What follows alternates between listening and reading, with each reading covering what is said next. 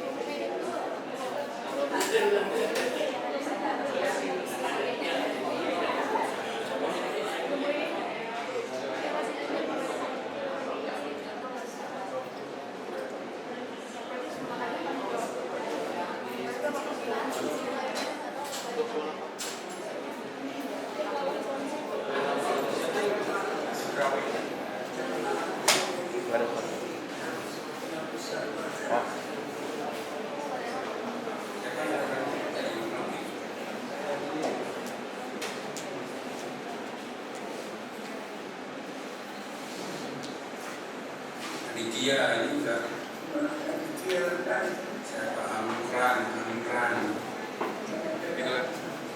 itu ada tadi, jadi Amran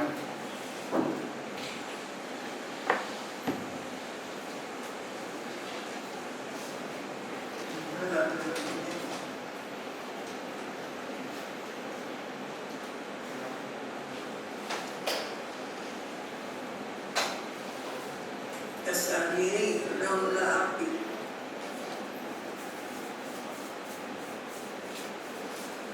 terus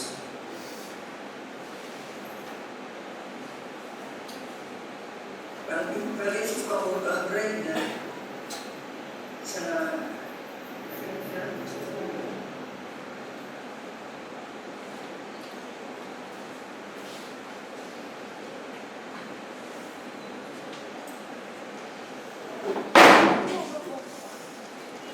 dimatain ke si Esa dan si Bang si enak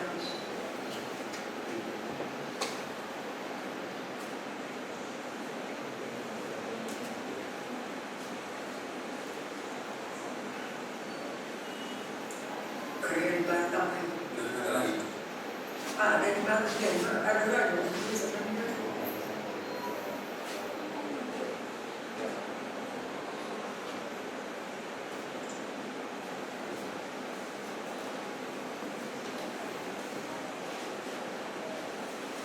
baru sebulan kira ketemu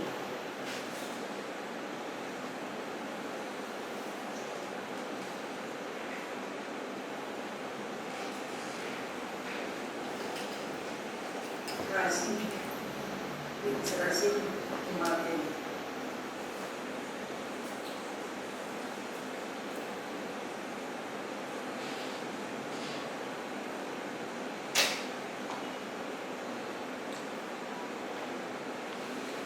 pulangan di sekolah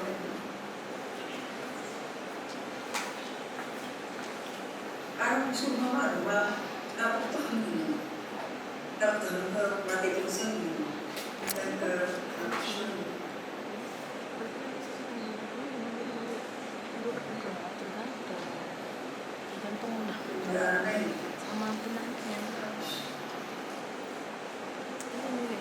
Masih mengenalkan coba saya kan udah bunda-bunda ini. Apa semua bunda ini? Maksudnya apa tengah? Ini berantara antara sih lawan malam. Jadi harus kayak perlawan malam itu baru kamu tahun pertama nih nggak lagi dengan media apa karena beri nanti konti nanti ya tambah lagi memang kita mahal sekian ini dengan makin berlapan banget.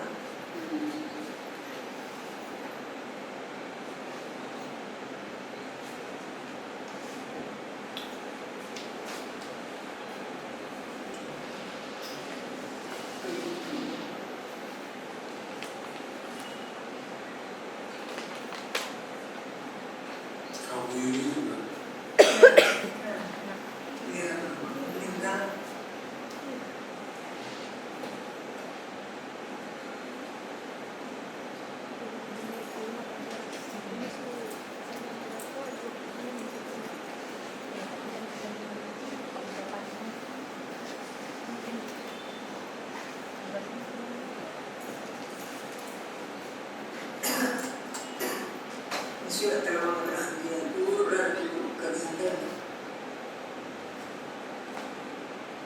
tidak masalah.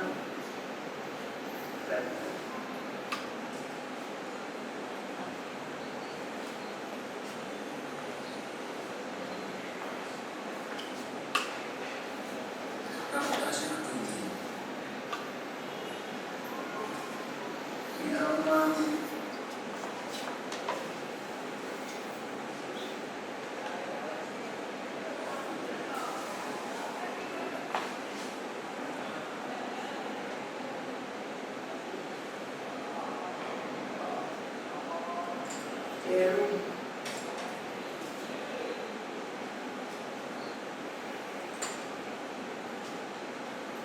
Jadi nggak ada dua lagi ya mas.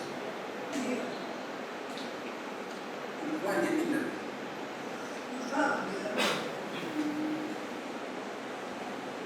Ini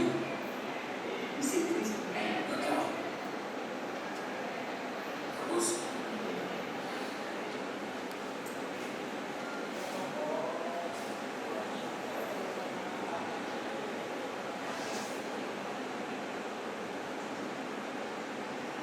iya.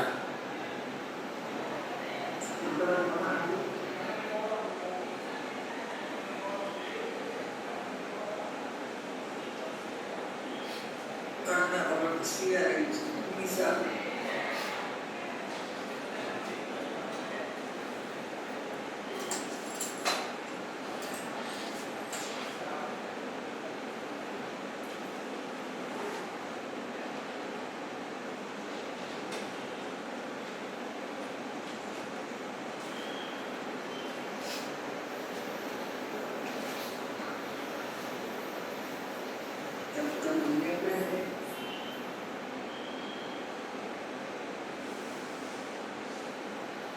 Bisa? tidak terbeli nenek pulau ras. Nggak tunggu tamuin. Oh nenek ras sih. Kumpul nenek ras. Oh nggak ada lagi. Belum ada dari dia. Bisa hotel kita nggak pulau.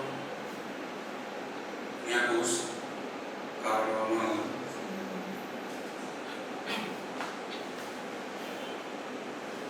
Astri, Nela, Dewi, Lilis, Linda Cipa, Isma, Dewi, Ismaili, Maesha, Penjara, Mereka pusat suami bakar. yang mana? Pakai kursi dulu sebelum buka. Yang orang tingkat atas itu. Dalam karya Jenny, Mak Brando, Mak Fikri, Mak Iin, Mak Nora, Mak Nur. Iya.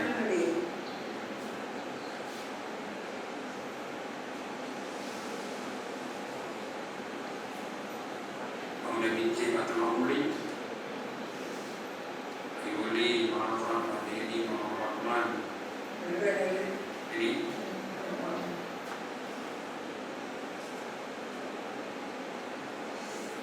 Syifa, Mama Rasidin, Marisda, Mama Rode, Mariani, Mariana, Martin Dinam, Mas Astri, Mawan Turba, Maya Dinje, Meloda, Muhammad Ali, Mia, Nita, Moses Dinam, Udin, Muslim, Mutawali,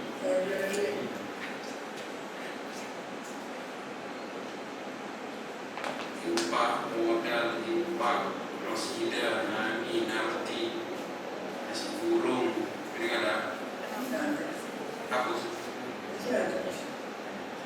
Data, Kofmai, Amdi, Elvin, Hotman, Michael, Modal, Muklis, Udel, Rani, Rasidin, Riring, Rizda, Rosida, Tarawan, Cilawenda, Partawati, Diananta, Carolina, Mariani, Netiga, Carolina,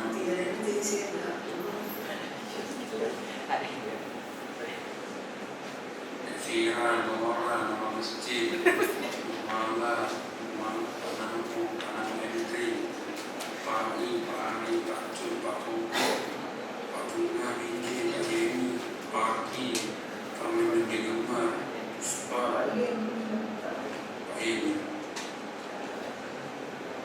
Hapus.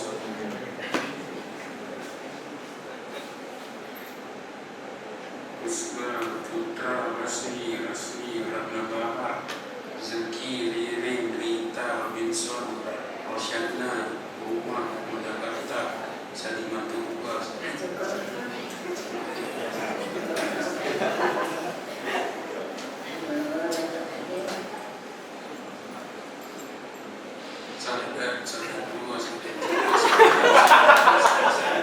Sampai 3 kali. Sejati, Sibaya, siapa ini?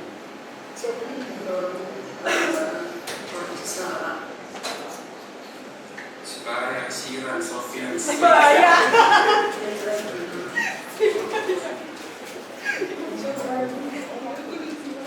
Yani, Suraidi, Sukri, Sulis, awas.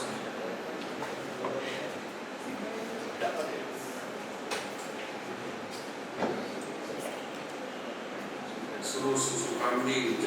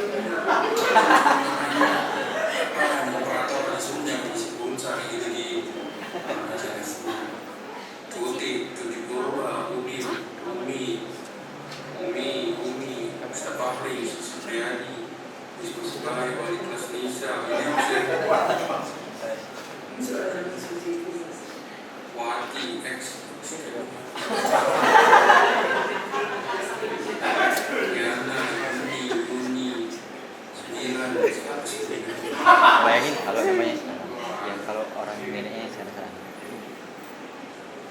Indonesia.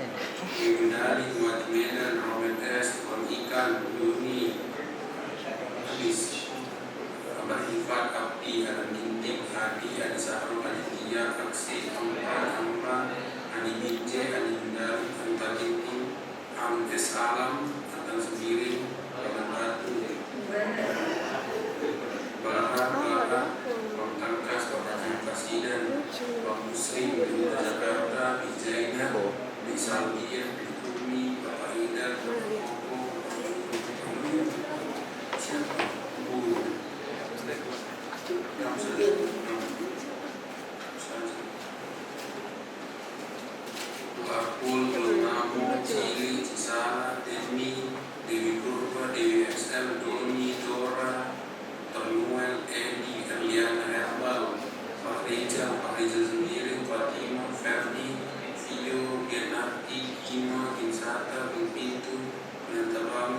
Usman, Ani, Ija, Siti Hawati, Mustiara, Majian, Ida Meher, Ivan, Yanta Purba, Ibu Dua, Ipul, Ipung, Ira, Ira Bais, Matang Tulen, Isi Pulsa, Kristiani, John Kumani, Jordan, Juni, Kodin.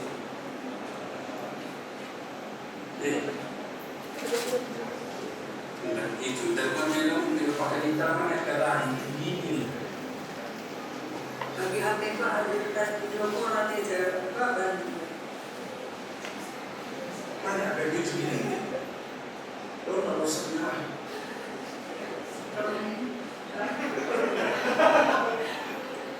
Video call jadi sebelum video call apa yang mau?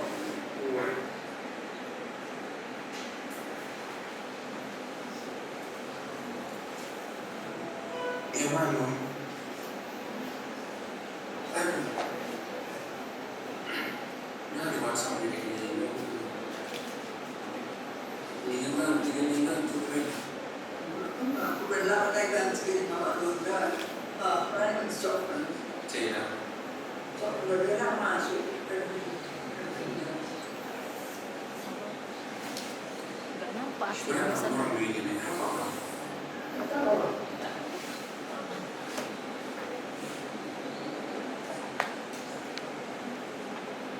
Indonesia jadi kan tidak orang dia tidak kan quality menurut situ kami Indonesia Oh iya, gitu. Harus kalau nomor sendiri ini, maksudnya kayaknya ada di nomornya. Oh ini ada nomornya kayaknya.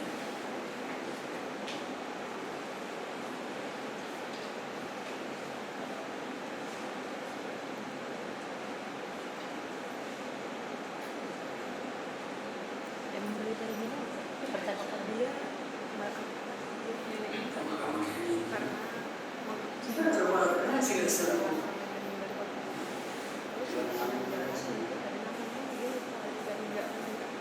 dan berlalang dan dari awal ini adegan lucu.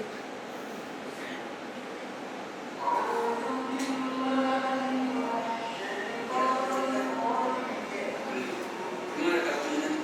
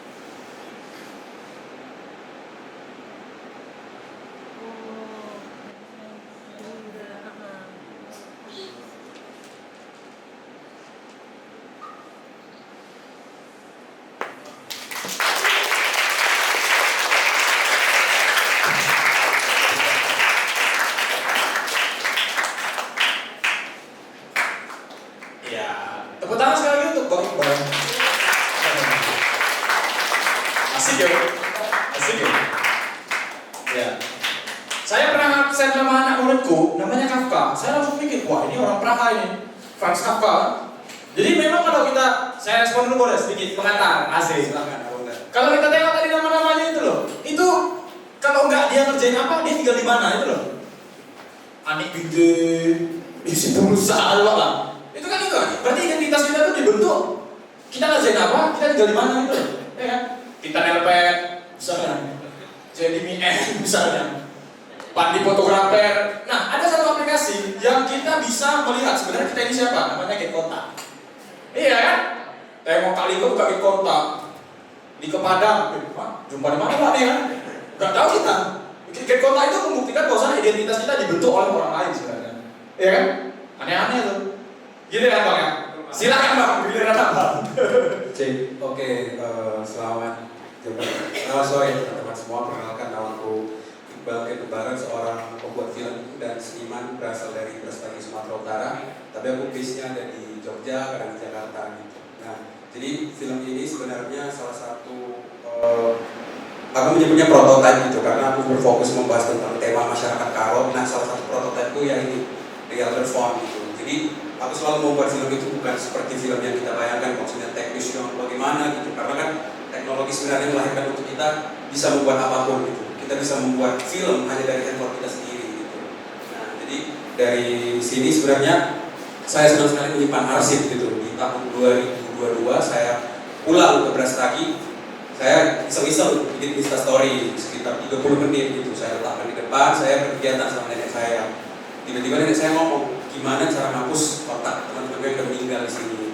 Ya udah, itu mengalir begitu saja gitu. Dan di tahun 2025 nenek meninggal gitu. Nenek meninggal, bapak menyuruh saya untuk coba carikan foto nenekmu biar kita buat figurannya gitu. Dan saya coba melihat arsip itu kembali, terus saya lihat ada arsip ini gitu. Nah, saya tonton 30 menit, oh ini bisa jadi film, dipotong tengah gitu. Dipotong tengah, setelah masuk ke proses penyutingan. Dan footage yang keduanya itu saya ambil waktu lagi upacara pemakaman. Jadi nenek lagi upacara adat di depan, saya ambil lagi di kamarnya gitu. Saya mau ulangi gitu. Nah, dari situ sebenarnya ini bukan langsung menjadi film, saya mencoba menulis gagasan apa sih yang pengen saya bawakan gitu. Setelah melihat ini, saya merasa bahwa teknologi itu tidak dipandang sebagai masa depan oleh orang tua kita, gitu, oleh nenek kita sendiri gitu. Nah, teknologi itu kan milik anak muda kita zaman sekarang gitu. Nah, jadi nenek saya itu apa yang menyebabkan nenek saya itu coba untuk reach out kembali teknologi gitu. Adanya komunikasi yang terjarak gitu. Bagaimana ibu saya, bagaimana bapak saya sendiri gitu. Bagaimana komunikasi itu tetap terjalin gitu. Makanya dia mencoba untuk reach out kembali teknologi tersebut. Walaupun dia sebenarnya tidak mengerti sama sekali gitu.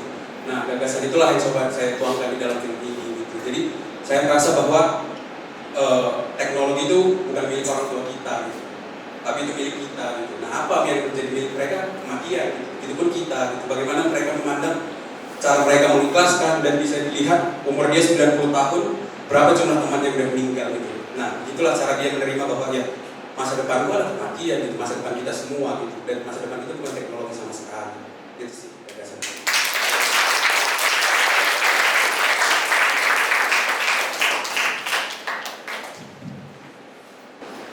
Ini poster ya? Ya, Bang ya? posternya betul sekali. Ya. Saya boleh tanya dulu? Silahkan Abang. Kenapa nenek tanya, di mana fotomu bikin film di Jogja gitu? Maksudnya apa, dia kangen sama dirimu? Nah, karena biasanya kan nenek itu sering, karena dia udah punya HP Samsung baru, dia coba reach out-nya melalui video call, walaupun kadang-kadang matiin gitu Bang. Jadi kayak aku lagi syuting gitu, dia penasaran gimana sih kalau aku di Jogja prosesnya syuting gitu. Namanya nenek-nenek kan pengen tahu sih cucunya itu ngapain gitu. Makanya dia coba kirimin dong foto-fotonya gitu, tapi aku gak pernah ngirim gitu, karena ya kayak ada yang lagi rokok lah, kayak apa, namanya orang tua kan, ih cemas, ngapain cucunya di sana gitu. Makanya aku ya nunjukin beberapa gitu. Pas ini pertama kali aku ngerantau ke Jogja dan pulang ke Brastagi di tahun 2023. Iya, jadi kan ada dua footage, yang di awal itu 2023, yang footage kedua itu 2025. Sudah 2 tahun ya? Iya, gambar itu terpaut 2 tahun. Iya. Oke. Ya, teman-teman ada? Wah, silakan Dr. Daniel. Silakan Dok. Luar biasa nih Bang. Ya, aku ketemu dia di JAF ya tahun lalu ya. kita ketemu di church sama FFD Pak. Iya, dan karena tahu salah satu manajemen festival waktu itu di Jogja kan Ori, kan satu kampungmu dari Betul sekali Pak. Karo. Jadi aku baru tahu di situ Iqbal memang filmmaker dari Jogja, dan memang di film kita memang perlu mengeksplorasi yang seperti ini gitu, terutama di scene film independen, karena nggak melulu lagi kita mengejar teknis, karena di Medan untuk mengejar teknis memang sekarang lebih mudah karena konten digital tuh makin gampang membuat sesuatu yang secara standar sama lah di luar kota. Kalau dulu kan itu suatu problem di Medan, makanya orang ini semuanya pada belajar ke Jogja. Sebenarnya bukan ide kita mungkin banyak gitu ya, walaupun memang masih stuck di ide-ide yang lebih konservatif lah, lebih kuno gitu ya. Tapi yang dikejar sebenarnya adalah teknis gitu, dimana menghasilkan teknis yang standar seperti film pendek, sehingga nggak malu kita yang Medan kalau melihat film pendek, bahkan dari Lampung, dari Palembang, dari yang lain gitu, Medan itu kalah itu secara teknis gitu. Jadi, tapi sekarang untungnya pergerakan film tidak lagi melihat teknis, walaupun dulu di tahun 2000 sekian ada Blair Witch Project gitu ya, ada pemikiran-pemikiran tertentu yang membuat film itu nggak perlu teknis, kita nggak perlu gambar bagus, kita nggak perlu suara bagus gitu ya, tapi intinya adalah storytelling, karena film itu adalah cara bercerita, dan itu sekarang yang dieksplorasi oleh company-company baru yang jadi pujaan di Cinefil A24 ya, GDH di Thailand gitu ya. Jadi mereka lebih memilih cara bercerita gitu, jadi bukan teknis. Kita nggak nyari suara, ya kalau kita ingin nyari suara boom bang yang bagus atau visual yang bagus, nontonlah blockbuster, film-film berbajet mahal baik dari Indonesia, India, Korea, Cina, Hollywood gitu ya. Tapi yang kita eksplorasi di film alternatif adalah storytelling gitu. Jadi Elder Phone ini kalau menurutku memang Iqbal menemukan ide yang tepat gitu ya untuk bicara rasa, karena kita kan orang tercinta gitu ya, memori kita bersama dia gitu ya. Dan itu memang mungkin secara estetik akan banyak pertanyaan, kenapa nggak ada editing atau apa, dibiarin aja kayak gitu. Tapi sebenarnya nggak apa-apa, karena itu memang akumulasi rasa itu dari sana, dan adegan penutupnya tepat gitu. Jadi cuma mungkin orang bertanya gitu ya, apa sebenarnya tujuan orang tua kita kadang-kadang minta dihapus nomor orang yang udah nggak ada, karena memori nggak penuh juga kalau dari konteks gitu, lebih dari video, lebih ke video atau apa gitu ya. Tapi ini ide yang bagus, jadi aku bukan bertanya tapi ngasih apresiasi gitu bahwa ini, dan kalau boleh aku minta buat Medan Film Festival tahun ini boleh ya Bang? Silakan Pak. Ya, oke, makasih. Ya, silakan Bang Reza Aditya. Halo, pertama saya ingin mengucapkan belasungkawa, semoga nenek diterima ibadahnya dan dosa-dosanya, amin. Ini kayak gimana ya, kalau kita tengok di Instagram atau dimanapun tuh kayak tahu kan yang poster yang Absolute Cinema, itulah film ini menurut saya, karena sangat-sangat luar biasa. Dari hal yang sepotong-sepotong kita menebak-nebak ini siapa namanya, harus kita buka karena benar bicarakan orang ketiga di situ, berarti ini bukan emak. Dan saya juga baru sadar tengok ke belakang ini kayaknya orang yang sama dengan di depan ini tadi yang juga jumpa di sana, berarti ini pemerannya dan sebagainya. Yang belakangan ketika abang ngambil kamera terus jadi pindah scene megang HP nenek itu, saya kayak sesak bang, sebagai seorang penonton yang juga cukup sering ditinggal orang tercinta untuk selama-lamanya. Saya tidak suka endingnya, tidak suka bukan dalam arti filmnya buruk, tapi tidak suka, aduh kenapa harus kayak gini sih endingnya, walaupun sebenarnya that's life, shit happen ya, nggak pernah selalu seperti apa yang kita mau kan. Jadi saya bahkan ketika abang menjelaskan ini scene yang asli, footage asli, bahkan saya berharap itu nenek dari mana gitu, bukan diambil dari nenek yang asli, dan ternyata itu footage yang asli. Dan juga bahkan kita lihat dari footage pertama, footage kedua yang kalian kamera itu juga saya hampir nangis tadi, walaupun ini sebenarnya bukan film sedih. Saya nggak, ya tentu dibuat film sedih dari awal karena hanya scene yang sangat-sangat banal, dan itu juga pernah terjadi di saya. Handphone almarhum ibu saya kurang lebih kayak gitu, dan saya juga sudah dibilang sama abang barusan, ini nggak akan pernah, ya bisa kalau disimpan di SIM card bisa penuh, tapi tinggal kita hanya 2 kali pencet tombol akan disimpan di memori HP, dan itu bahkan hampir nggak pernah penuh, tapi ketika orang tua menganggap bahwasannya satu ada kapasitas terbatas dalam hidup mungkin, jadi mereka menganggap itu juga di teknologi yang sampai batas itu tidak relevan. Jadi sama juga seperti tadi saya akan merasa menyesal kalau saya keluar dari pintu dan tidak mengucapkan terima kasih dan apresiasi untuk membuat film ini. Jadi itu tidak ada butuh, saya akan apresiasi sekali lagi. Saya penonton mungkin yang sedang lain mendoakan semoga nenek terima ibadahnya dan filosofnya, amin. Terima kasih ya. Itu ada penonton yang nangis loh Bang, ayo. Ya kalau udah nangis loh. Itu cuma merah-merah tuh Bang. Oh yang mana?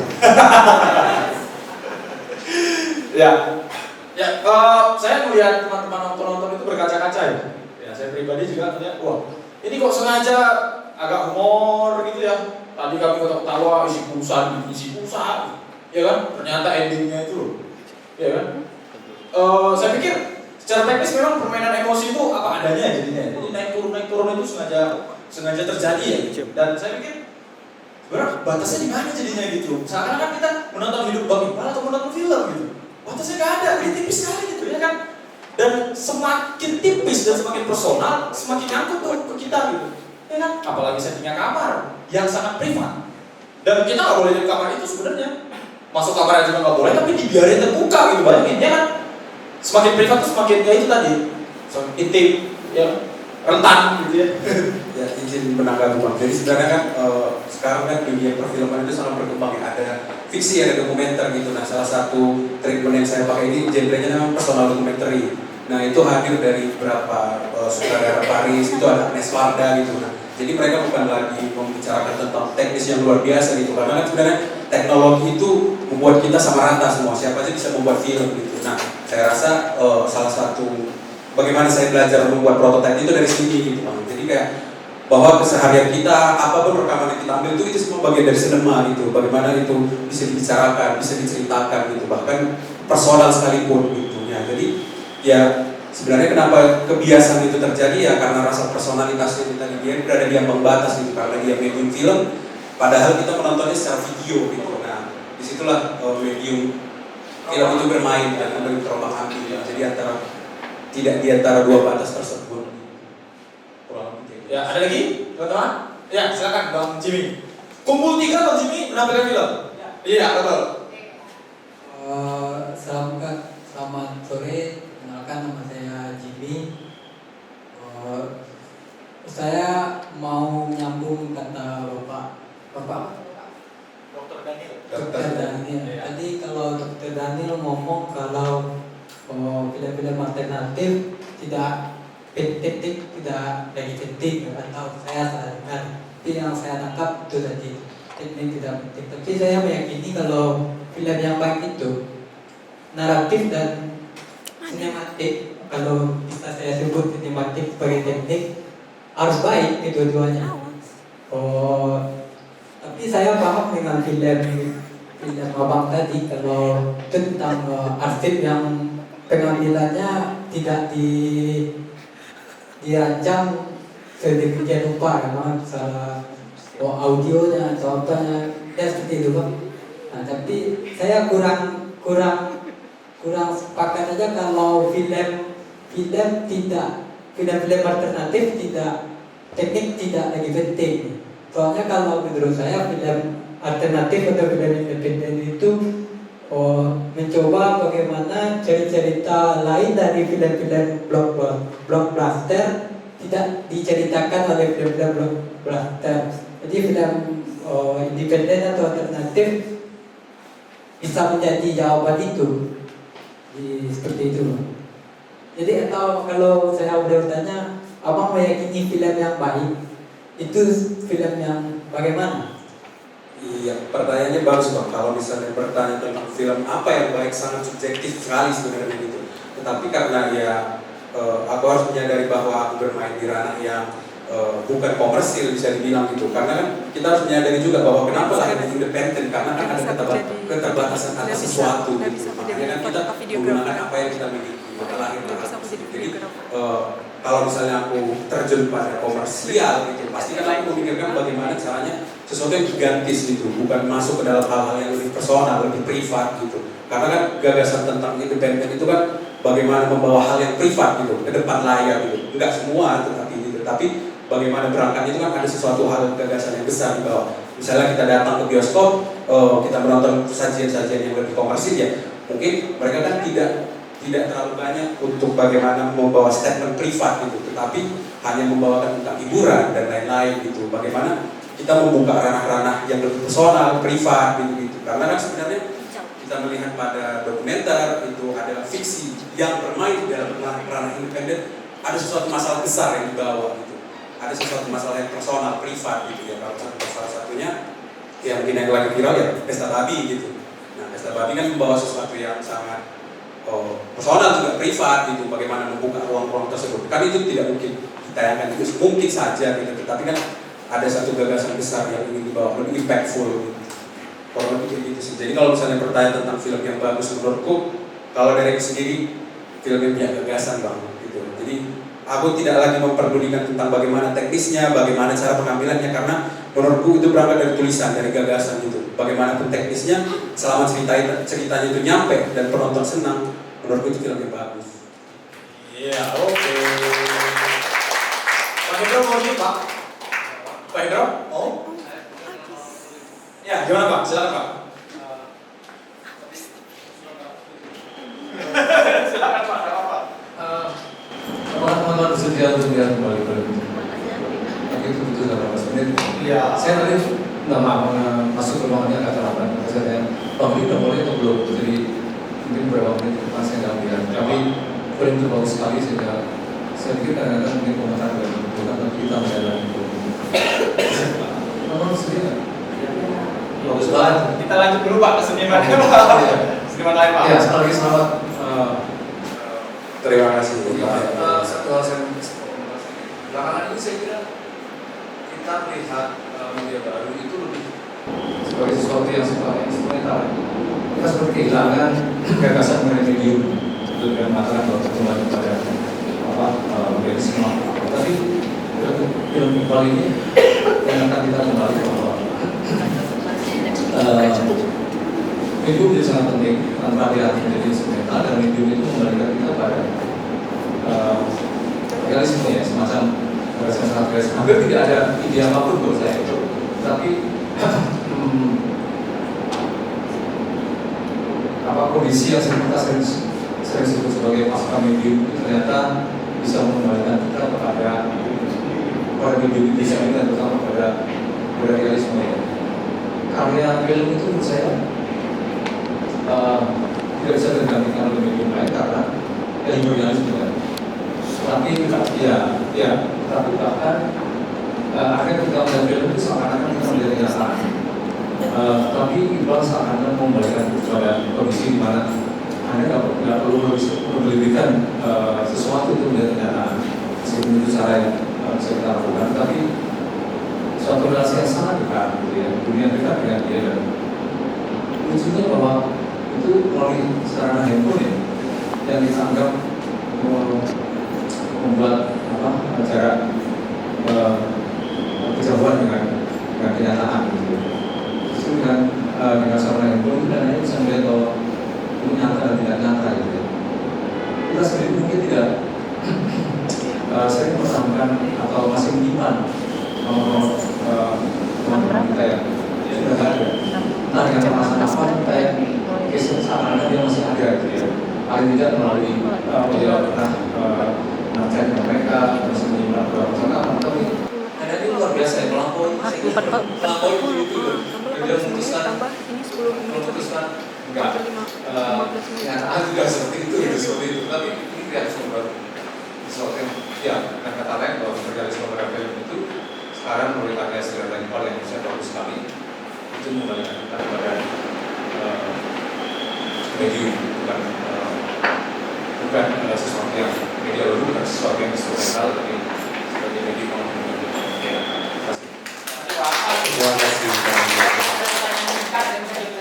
Terima kasih. Langsung aja. Saya bertanya, mohon maaf, ini kan pertama dari 23, tes kedua 2025. Apakah abang menunggu maaf sampai nenek abang meninggal sampai menutup film ini atau bagaimana? Karena abang sudah tahu tanda ini sudah tua, tanda saya yang waktu, dan abang ingin membuat sebagai sebuah dokumentasi. Cukup pesona, bagaimana abang? Enggak, jadi sebenarnya kan footage yang pertama itu saya juga baru sadar itu ada, saya lihat kembali di 2025. Oh, ada video ini gitu, baru saya tonton. Dan itu tidak direkam sengaja. Yang pertama 2025 tadi. 2025 itu iya nggak sengaja. Yang 2025 sengaja. Oke. Yang 2023 itu saya baru lihat lagi di 2025. Jadi kayak saya tonton, oh ini bisa jadi film. Bukan, hanya untuk bikin Insta story aja.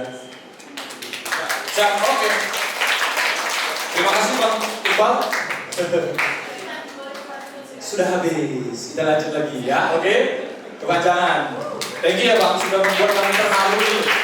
Sore-sore terharu, senja-senja terharu itu, bayangin. Iya, kita lanjut ke kanvas lagi. Kita berbeda media. Ya, teman-teman silakan ke depan. Seperti biasa kita boleh melihat angkot ya. Ya silakan, silakan ke depan angkot ya. Langsung tabrak gitu. Ya boleh dinikmati terlebih dahulu. Perihal angkot ya.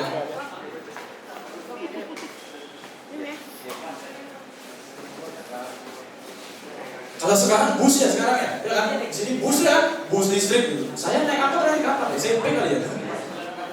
90-an.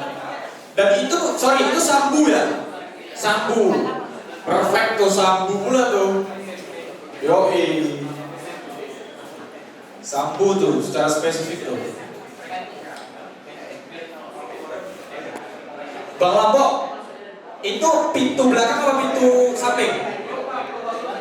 Oh belum, siap.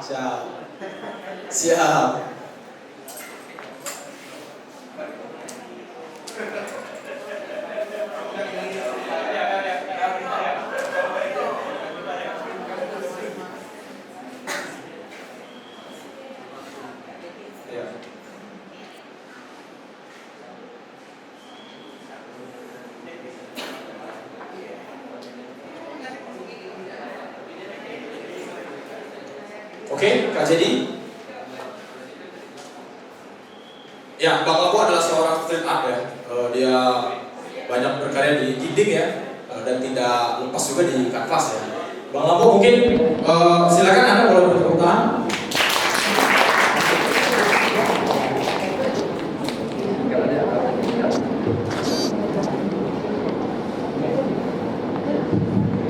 Halo, selamat sore semuanya. Dari Lampok. Singkat aja ini mungkin nggak usah presentasi lagi, udah pada paham semua apa yang ada di gambar.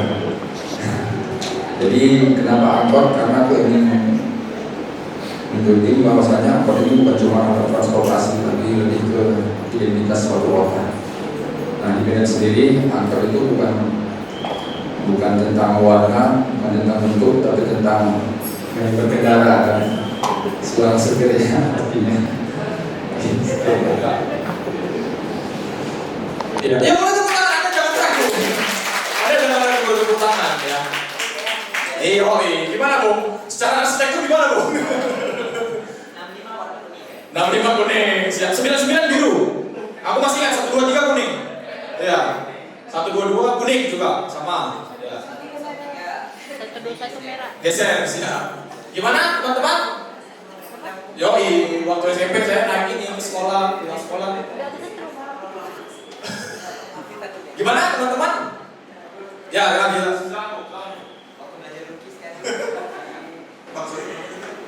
Lampok. Bang Lampok, ya mau nanya aja sih, kenapa sudah bukan udah nggak ada lagi sekarang ya? Nah ini supaya kawan-kawan juga tahu bahwasannya ini anggota tua ini. Ya ini cukup apa sih? Cukup menggambarkan identitas urban ya, kota Medan ya kan. Udah jarang nengok ini dan punya kenangan-kenangan kita anak-anak yang level 90-an mungkin ya. Pastinya Bang. Dan ini salah satu angkot yang cara berhentinya cukup unik ya. Ngomong kita. Dan kita bisa nggak bayar kita harus keluar belakang kan.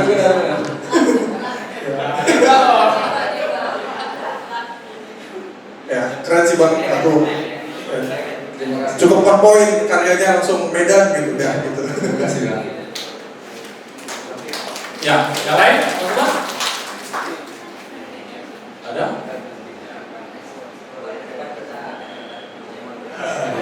Saya teringat Golokar pernah memamerkan becak Medan. Iya kan? Pameran pertama Golokar memamerkan becak Medan. Yaitu soal apa yang dikatakan Bang Lampung tadi, soal identitas city lah ya, city ya sebagai kota gitu ya. Gitu. Kita punya becak dan kita punya angkot ya. Gitu. Ada lagi yang ingin merespons secara spesifik tadi dikatakan Sudako jenisnya, Bang ya, jenisnya ya. Ya, yang singkatan sih sebenarnya. Oh apa tuh? Ya, semacam istilah ya, istilah atau singkatan gitu ya. Singkatan itu. Ya. Oke. Oke, tadi tanya belakang apa depan? Belakang apa samping? Belakang ya ini ya, belakang. Terjawab berarti. Ya. Di sini ada satu yang paling muda namanya J. Dia tidak pernah naik ini, saya pikir ya. Seniman muda kita ya. Jadi mungkin ibunya boleh ajak tuh. Boleh ajak ke anak kan. Yo. Ada lagi teman-teman? Oh jernih ya. Oh bukan. Oh bahaya, jangan tunjuk-tunjuk tangan dulu. Siapa? Ada? Pak Hendro mau merespon Pak? Kira-kira Pak? Komik. Ya, komik ya Pak. Saya tahu gambar sebenarnya apa. Oh. Nomor komisi 19 ya. Iya. Iya. Ada kaitannya nggak dengan warna kuningnya? Apanya Pak? Puluhan kilo itu pokoknya. Oh, itu tahu dia.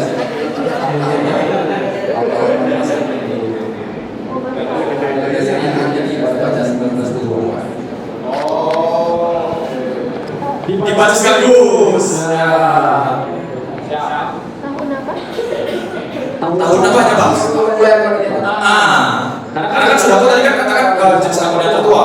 Gitu. Gitu. Ya. Dan itu Mas Kanggu ya. Ya memang kan di angkot ini kan tujuan kemananya di apanya? Kacanya kita tahu. Iya kan? Helmet katanya kan. Tembok katanya. Di kaca yang tahu. Gitu. Ya banyak preman pula tuh. Sanggup ya preman. Ya, ada yang lain teman-teman?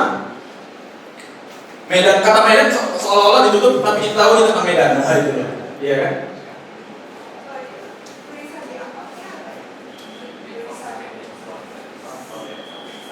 Oh, yang di bodinya, yang di sampingnya. Identitas seniman. Oh, siap.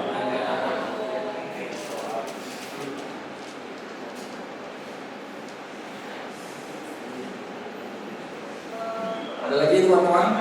Ada lagi? Ya, silakan Kak. Lebih ke bertanya ya. Kadang saya lihat karya saya pikir bagaimana kalau begini. Jadi terpikir ketika saya melihat model kendaraan ini, saya udah berpikir beda. Jadi saya pikir kira-kira gimana kalau misalnya nggak ada kata bedanya. Maksudnya seperti melihat bentuk hati, terus ada tulisan cinta gitu. Jadi kayak ada dua statement yang berulang untuk saya ketika saya melihat ini. Nah sudah sangat familiar ketika melihat angkot itu mengingatkan ini. Dan juga ketika saya sebagai seorang yang lahir tumbuh di sini, saya melihat angkot itu sebagai apa? Dan ketika orang-orang yang pendatang melihat angkot itu seperti apa? Jadi saya rasa apakah ada cara ketika Bang Lombok gambar ada gambar angkot ini personal untuk Bang Lombok apa significance ini selain ini sebagai komentar dan ada unsur sejarahnya, ada unsur apa ya seperti ada romantisasi itu ya supaya orang tidak lupa dan ada apa dia dimulainya kapan dengan detil-detil ada tulisan kata tujuannya seperti itu sih lebih ke bertanya. Oke. Ya, jadi kalau backgroundnya itu ada tulisan Medan itu sebenarnya nggak ini sih maksudnya. Mungkin kalau kita orang Medan ngelihat ini udah tahu kan, tapi kalau orang luar kan nggak tahu nih angkot dari mana. Makanya mungkin ya lebih bantu menjelaskan. Nah kalau untuk apa tadi? Kayak kenapa apa gambar angkot sebagai personal itu bang ada bang ini sudah lebih ke ini ya maksudnya ya ketika berkarya nggak usah terlalu yang muluk-muluk maksudnya nggak terlalu yang bagus harus begini harus begitu ya cukup lihat aja ke sekitar kita sehari-hari nggak mesti yang jauh-jauh kan bisa di keseharian juga bisa hal yang dekat bisa kita tuangkan ke dalam jadi satu karya gitu. Kalau saya sebenarnya ada kritik sebenarnya bahwasanya nggak ada yang kabel-kabel listrik kita tuh ada yang bagus loh sini. Hampir di tiap jalan ada bisa lihat sendiri kan? Enggak, bukan maksudnya itu simbol kabel itu bagi saya kritik sosial yang bisa dilihat bahwasanya kota kita sangat ruwet sekali dan hancur sekali sebenarnya. Iya betul. Karena begini, angkot ini kan sebenarnya kan lalu-laluannya di jalan dan sebenarnya yang penting dari angkot ini bukan cuma transportasinya tapi bagaimana tadi udah jelaskan kalau Seniman bagaimana dia berjalan. Angkot ini kan penguasa jalan yang kita nggak bisa melawan, ya kan? Pinggir bang kata orang, dia langsung berhenti tanpa kita tahu bahwasanya kita di belakang dia, itu loh. Iya, betul.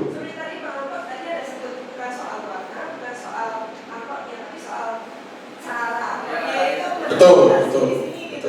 Tindakan si benda itu sendiri sih kan? Ya. Ya, betul.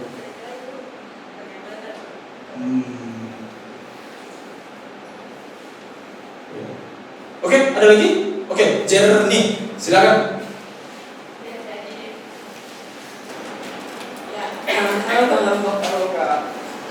Ini lebih ke mungkin menyambung apa yang Kak Jenny tadi tanyakan juga. Kita melihat angkot ini memang ya udah khas Medan gitu, kayak Medan lah ini. Dari saya coba lihat di judul ini angkot kan ya judulnya. Bagaimana kalau misalnya judulnya bukan angkot tapi judulnya Medan dan tulisan Medannya dihapus gitu? Pernah terpikir begitu enggak? Karena kadang-kadang semakin banyak kita menjelaskan suatu karya, maknanya jadi hilang. Ada istilah begitu, tapi semakin kita bikin karya itu jadi biarkan dia yang menjemput ini berbicara sendiri, kadang itu jadi lebih sampai gitu ke audiensnya. Ada komentar ya? Gimana bang? Respons? Silakan. Iya. Itu aja sih bang. Siap. Mungkin next jadi masukkan kan. Siap. Ini pameran gitu, atau pameran dan ini dilihat oleh orang lain judulnya angkot, judulnya Medan di bawah terus orangnya angkotnya angkot. Jadi kemana-mana gitu kan. Ya silang saling antara visual dan fakta itu tadi ya. Kalau saya nangkap pikiran Jernih. Daripada judulnya angkot terus dia orang judulnya angkot, lalu angkot gitu. Judulnya angkot, judulnya angkot. Oke. Ada lagi teman-teman yang lain? Mungkin? Wih, cukup? Atau dirimu kan street art ya bang? Street graffiti ya? Kalau tidak salah ya. Apakah itu juga berpengaruh ya, sebagai proses kreatif yang sering di jalan gitu ya kan? Melihat oeng, katanya oeng. Berpengaruh?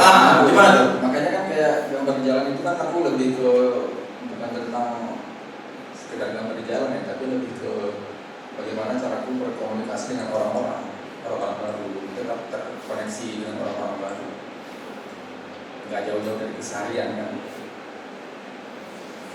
Oke. Ada yang lain? Tidak ada? Tepuk tangan untuk Bang Lampo. Ya, Bang Lampo boleh kembali. Selanjutnya kita akan masuk ke boleh teknis. Ke depan untuk beberapa menit menikmati karyanya Bang Umam terlebih dahulu. Atau Anda takut terhadap lukisan itu? Gak mau ke depan? Ngilu ya?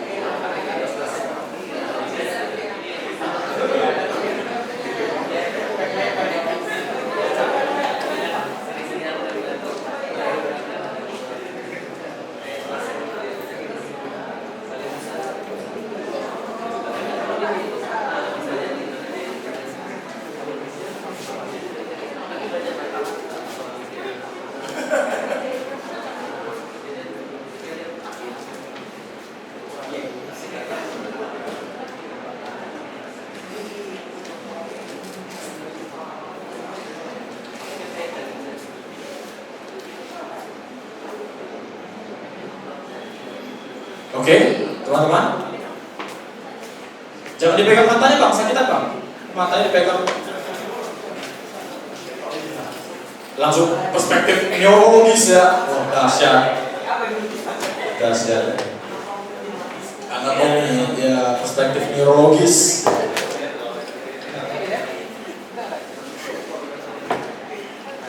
Ya silakan Bang Umang, beri tepuk tangan untuk Bang Umang.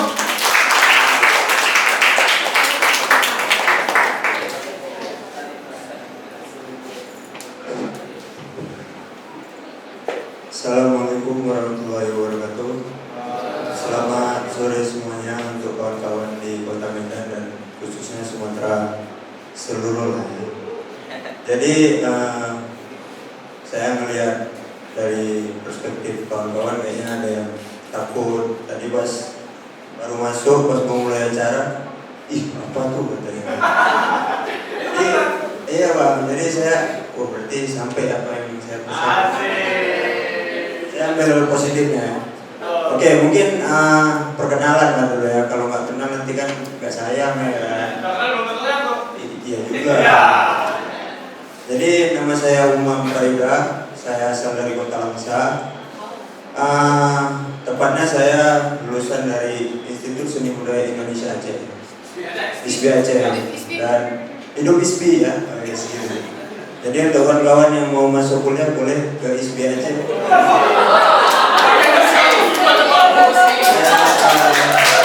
Soalnya saya dari hubungan sama wakil rektor bilang nanti kalau kemana-mana ISBI Aceh aja sebutnya. Biar asik gitu. Tadi kan kita udah tegang kali nih. Untuk mengenjoykan aja nih. Oke, mungkin karya saya ini lebih ke masalah latar belakangnya itu lebih ke personal. Apa butuh saya ceritakan mungkin atau enggak? Boleh lah. Oke. Oh iya coba. Jadi storytellingnya adalah ini menceritakan tentang kakak saya, kakak pertama saya, dan itu dia yang pertama dan yang terakhir ya, karena dia satu-satunya cewek. Kenapa itu banyak kayak organ-organ tubuh, terus mata yang keluar yang berurayan kayak gitu kan. Terus di bawahnya itu ada kepala seorang perempuan dan ada dua perempuan dewasa ya. Jadi ini lebih menceritakan tentang kakak saya dulu pernah mengalami sakit yang divonis sama dokter itu mati. Jadi waktu itu kakak saya kuliahnya di Bandung di Telkom, dia ambil jurusan desain komunikasi visual. Terus kami keluarga mencari 6 rumah sakit negeri dan itu mereka tidak menerima kami karena mereka nggak tahu ketika ngecek kesehatan itu tidak terkoneksi apa sebenarnya penyakit itu. Tapi dokter bilang bahwasannya itu lebih ke katanya karena bulu kucing sama debu. Nah kayak gitu. Jadi keterimalah terakhir yang ke-7 di rumah sakit Malahayati Medan dan itu rumah sakit swasta ya. Di situ selama 3 bulan 7 hari atau 6 hari gitu. Jadi badannya itu kurus seperti orang-orang kena penyakit HIV, kurus, terus kepalanya habis, botak gitu kayak orang kena kanker. Dan ketika waktu itu ada kawannya ibu, kawan mama saya itu pergi umroh waktu itu. Dan beliau membawakan yang namanya air zam-zam. Nah ketika itu selama waktu itu berjalan terus mengonsumsi obat terus dengan air zam-zam itu, alhamdulillah keajaiban itu datang dan dia sekarang sehat kembali dan sudah beraktivitas kembali. Jadi dari pencapaian yang selama ini saya rasakan, ada dulu yang namanya ayah itu punya usaha motor bengkel. Jadi waktu itu nggak bisa ngisi display barang-barang yang untuk diperjualbelikan. Jadi kayak oli bekas itu diisi ulang lagi ke oli ke botolnya itu untuk di display aja. Terus kayak rantai itu dicuci balik, dibungkus balik dengan packagingnya, terus di display balik biar agar kayak orang-orang bisa datang ke bengkel itu untuk memperbaiki. Karena emang nggak ada untuk barang yang bisa dibeli. Karena untuk kebutuhan kesehatan kakak saya gitu. Jadi representasi yang saya bawa itu lebih ke masalah personal. Dan kebetulan karya ini sudah saya pamerkan juga di Kota Banda Aceh, yaitu tepatnya di Berdikari Daily Coffee Shop. Dan di sana saya pameran tunggal di tanggal 16 Mei sampai di tanggal 20 kemarin. Judulnya Memori Episodik. Memori Episodik itu berangkat dari pengalaman pribadi saya, lebih ke masa lalu. Dan salah satu karyanya ini yang dipamerkan? Iya, dan ini salah satu karya yang saya pamerkan. Gitu. Jadi lebih kurang saya lebih banyak mengangkat cerita-cerita karya-karya saya itu lebih ke masalah personal aja. Jadi sekiranya itu menurutmu kamu senang untuk menghadapinya, ya kamu jalanin sesuai dengan keinginan kamu, dan jangan lupa dengan orang-orang terdekat kamu yang bisa mengingatkan kamu lagi lebih baik, konsisten dan produktivitas. Terima kasih. Semakin personal semakin dekat dengan audiens. Ya, iya, saya sepakat itu. Ada teman-teman yang ingin merespons? Kalau belum boleh ke depan, yang lagi lebih dekat. Gak usah takut. Lihat aja. Iya, gak usah takut. Sorry Pak, kakak umur berapa? Sekarang 92 Bang. Berapa ya? Dirimu umur berapa? Saya 36. Saya menuju 28. Oke. Iya. Sekian lah Bang. Sekian terima gaji Bang. Sekian Mas. Sekian terima gaji Bang. Sekian terima kasih. Ya. Selamat datang Pak Freddy Pandana. Sorry Pak. Kayak disetrum ya. Ya, kakakku judulnya. Ada yang respons teman-teman? Ya Pak, silakan Pak.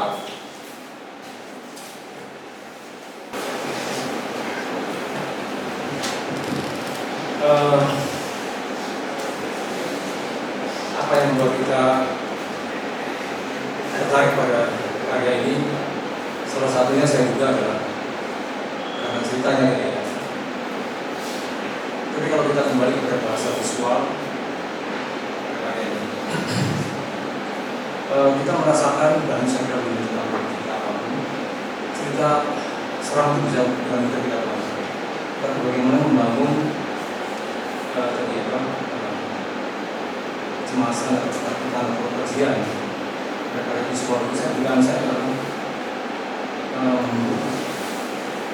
kita melihat kuatnya kecenderungan untuk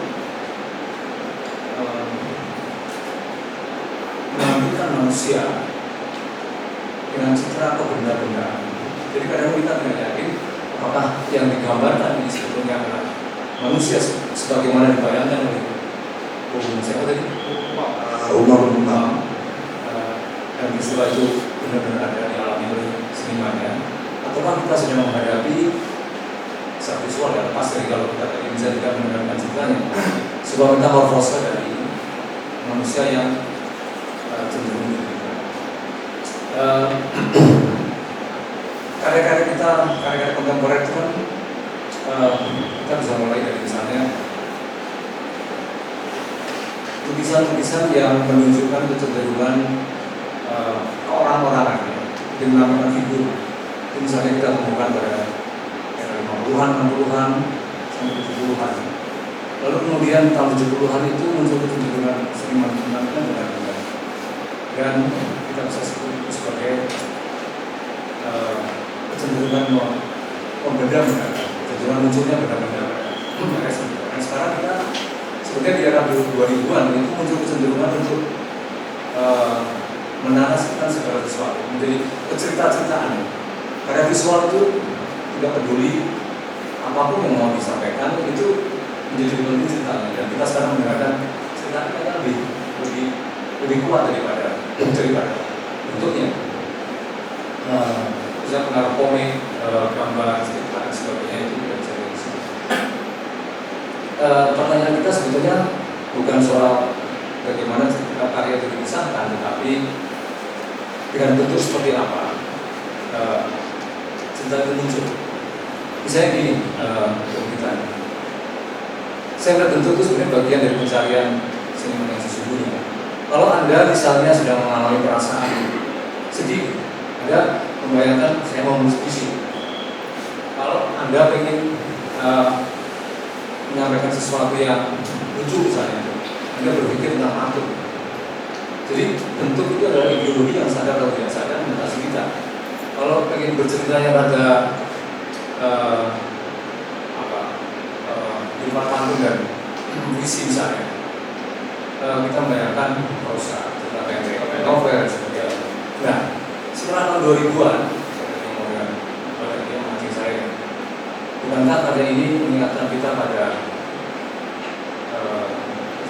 pop sosial ya? Tahun 2000-an di Jogja terutama gitu ya, pengaruh masyarakat Stepus, masalah karya komik dan sebagainya.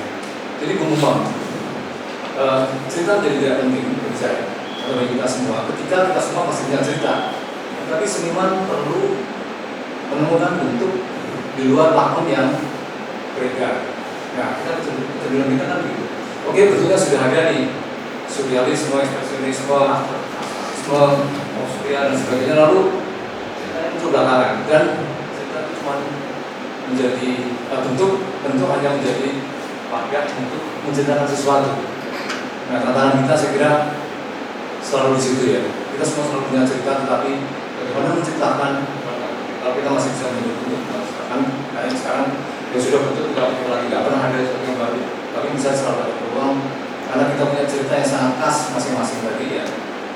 Harus ada upaya untuk kalau saya tidak bikin puisi, nggak bikin prosa, nggak bikin pantun, nggak bikin novel, kira apa misalnya? Saya berbicara bilang ya puisi itu coret-coret aja, ya kan? Yang kesalahan itu ditampilkan, gitu kan? Nah, saya kira problem kebanyakan seniman kita tidak berusaha memperbarui itu apapun dengan membiarkan atau dengan tanpa sadar ya sudah bentuk itu sudah ada lalu kemudian dia tidak memasukkan isi. Saya kira tantangan kita para ketua muda beberapa ketua yang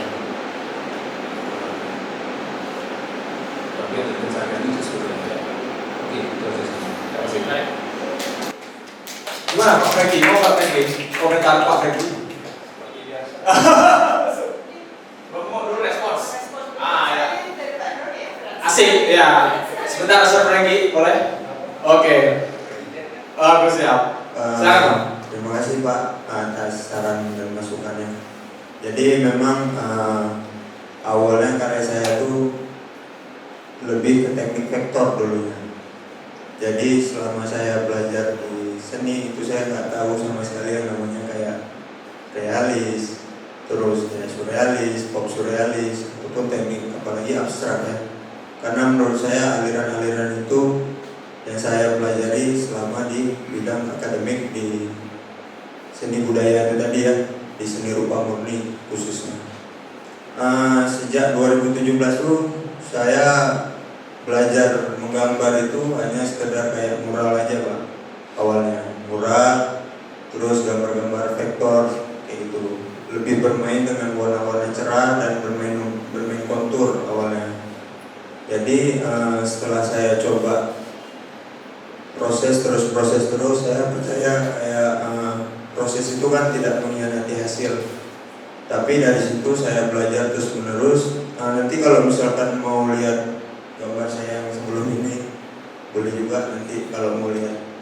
Jadi sangat jauh berbeda menurut saya dari progres yang saya bermain seperti teknik yang bermain vektor itu dengan yang sekarang gitu. Jadi saya belum ada yang kayak bilang kayak ngerasa kepuasan karena menurut saya proses itu harus terus berjalan ya.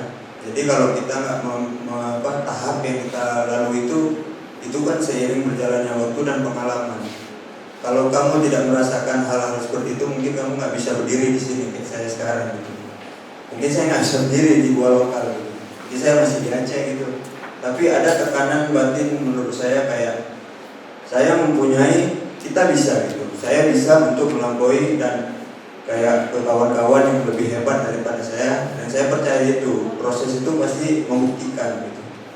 Nah jadi dari selama ini saya berkarya terus menerus dari 2017 saya nggak bisa realis, nggak bisa apapun, dan sampai bisa di tahap ini yang menurut saya ada perkembangan gitu. Tapi untuk kedepannya saya ingin berlanjut terus menerus. Yang penting itu proses, produktif dan konsisten. Mungkin itu aja Pak. Asik ya Pak ya. Siap. Bapak, Abang, gimana? Oh banyak sekali, ada 3 orang ini. Boleh Bang. Oh oke. Dua oke tapi singkat. Oh iya oke. Singkat ya teman-teman ya. Sorry, saya nggak ikut dari awal, saya hanya lihat. Enggak apa-apa Pak, aman Pak. Bosannya ini Mas. Kalian bosannya? Enggak apa-apa. Ya. Silakan untuk dikritik dan saran Pak. Memang Acuannya nggak ada itu. iya Pak, awal. Langsung melihat dan kita berusaha sebagai sempurna itu berusaha seperti kata Picasso ya, good artist, great artist ya. Jadi kalau mau nyuri jangan ketahuan Mas. Jadi usahakan mencari bahasa visualnya sendiri. Jangan menggunakan bahasa semiotika, simbol-simbol yang sudah pakai. Apalagi sudah sangat mencuri merajalela. Dwi sudah mencuri ya. Sekarang Mas mau mencuri lagi dari mana? Sayang sekali gitu loh, guys. Nanti ketahuan malu sendiri nanti. Ya, pencuri itu harus malu. Tapi saya hargai usahanya dari Rizky ke Medan untuk dikritik.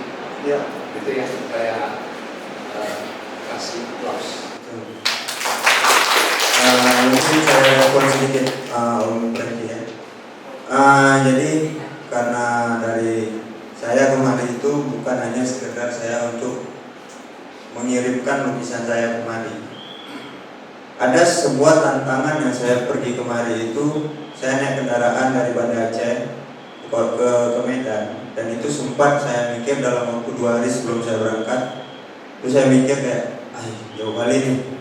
Tapi kayak mana caranya saya bisa harus ketemu kawan-kawan di gua lokal. Itu salah satu yang pencapaian saya untuk bisa hadir di kemari. Yang saya butuhkan di sini bukan validasi, tapi kritikan dan saran dan masukan untuk progres ke depannya. Kalau kita sudah membutuhkan validasi dari sekarang, kamu bakal cepat puas dan gak akan mau berkembang. Jadi begitu Om. Jadi buat teman-teman khususnya untuk di Sumatera dan di seluruh Indonesia, apapun hasil karyamu, itu progresmu, itu prosesmu, selama kamu masih senang untuk mengalami dan mengerjakannya, harus tetap semangat. Jangan pernah putus asa dan terus berkarya dan produktivitas. Terima kasih. Terima kasih. Namaku Taufik. Ya, aku penikmat awam aja sih, bukan profesional, bukan pelukis ya. Jadi hanya menikmati seni. Malah aku berbeda dengan Ko Franky. Aku sangat tertarik dengan gambar ini. Ya, sangat visual, anatomi. Kebetulan aku di bidang medis ya. Aku seorang neurologis.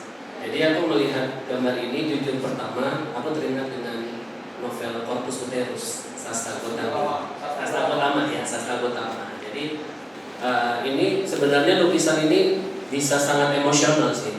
Ada unsur gotiknya. Jadi ini kan nuansa pakaiannya itu kayak zaman-zaman dulu ya, tahun 1920-an. Renaissance mungkin ya. Renaissance ya. Jadi ini kalau aku lihat gambarnya ini maknanya kan, ini kan dia itu kuhitung tadi matanya itu ada 8 dan termasuk bawah itu 5. Jadi kemungkinan ini mungkin berbeda perspektifku dengan gambar ini kan. Kalau kita melihat lukisan perspektif bisa beda-beda ya, bisa maknanya itu beda. Jadi aku melihat ini sepertinya sedih sih. Ini mungkin ya yang paling besar, yang paling bawah itu tuh anak paling besar.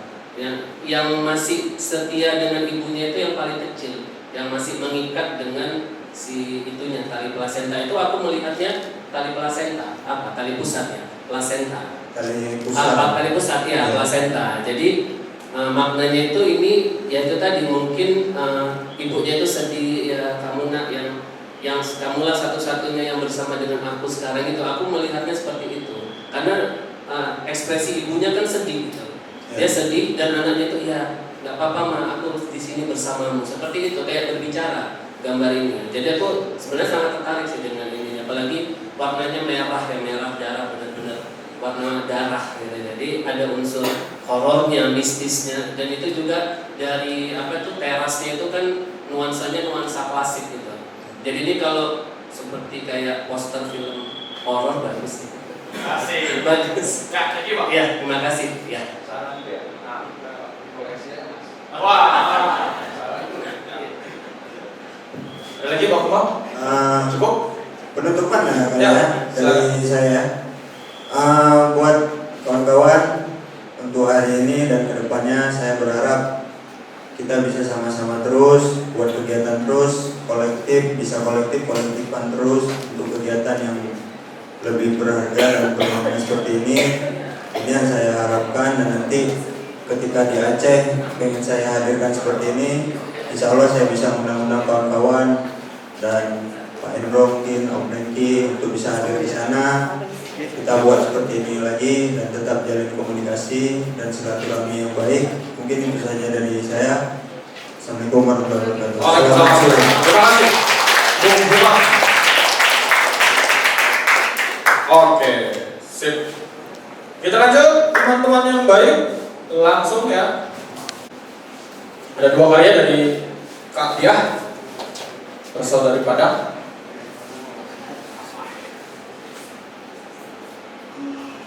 Kak Diah belajar sastra klasik di UIP juga ya, Universitas di Padang. Kak Diah fokus belajar di seni, khususnya fotografi dan teater. Saat ini Kak Diah bergiat di Seninan Tumpah. Kalau Anda tahu ada satu komunitas yang sangat terkenal di Padang. Saya saja tahu nama komunitasnya adalah Seninan Tumpah di Padang Pariaman ya khususnya. Dan Kak Diah fokus pada visual dan dunia panggung, seperti yang dikatakan dalam biodatanya bahwa dia fokus dalam fotografi dan teater.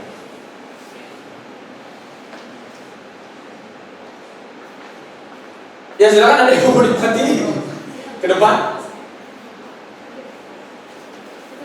Ada dua ya. Yang pertama berjudul Keramaian yang Tidak Berisik. Yang kedua ada Arah Pulang. Ya. Dua karya ini kontras ya. Satu warna-warni, satu itu putih ya kan. Sengaja ini seniman memainkan rumus-rumus seperti ini.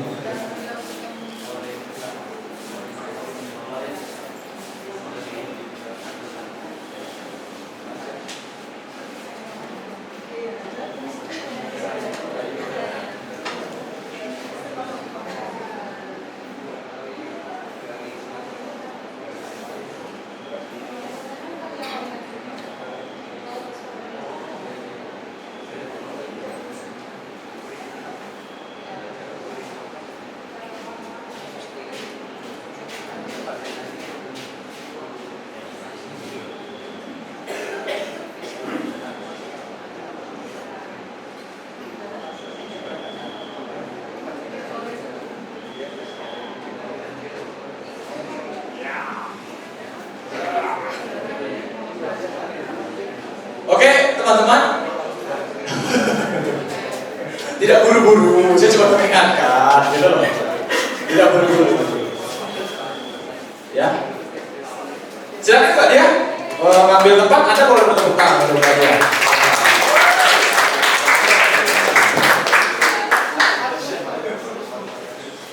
Assalamualaikum warahmatullahi wabarakatuh. Perkenalkan teman-teman, nama aku Diah Dinauli Sitompul. Aku aslinya dari Mandailing Natal, tapi aku berkegiatan aktif itu di Sumatera Barat, tepatnya di Padang Pariaman dengan komunitas Seninan Tumpah. Awalnya aku menekuni dunia fotografi ini baru di bulan 9 tahun 2025. Itu ikut dalam dokumentasi pertunjukan teater. Terus jadi berkembang lagi, jadi hunting foto, berkembang lagi, jadi dua lokal open call waktu itu dikirim sama Bang Imam di grup.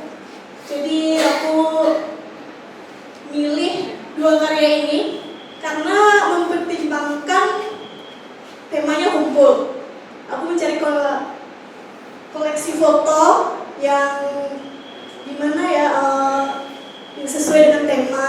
Jadi kemungkinan yang kedua ini mungkin sesuai dengan tema kumpul. Ini karya pertama yaitu judulnya Keramaian yang tidak berisik. Kalau di background belakang lukisan foto ini ada lukisan dari karya Pak Halim Syahputra. Ini salah satu koleksinya. Yang tokoh utamanya itu ada Ana. Ana ini merupakan siswa kelana akhir pekan, salah satu program kami di Komunitas Seni Rempah yang menyediakan kelas seni gratis bagi anak-anak setiap akhir pekan. Salah satunya itu kelas silet menangkap bau. Kenapa dia memakai kain sarung? Dikarenakan waktu itu properti dalam silet menangkap bau itu ada namanya galembong dari Sumatera Barat. Di sekretariat itu galembong size-nya itu hanya untuk orang dewasa, jadi diakali dengan kain sarung. Jadi mereka ini sedang latihan, lagi istirahat, sedang bermain, ninja-ninjaan lah kalau gitu lah. Di lukisan ini ada lukisan Doraemon, SpongeBob yang menemani masa kecil kita di TV lah ya. Di belakangnya itu ramai, tapi tidak berisik. Menggambarkan kenangan tentang masa kecil, bagaimana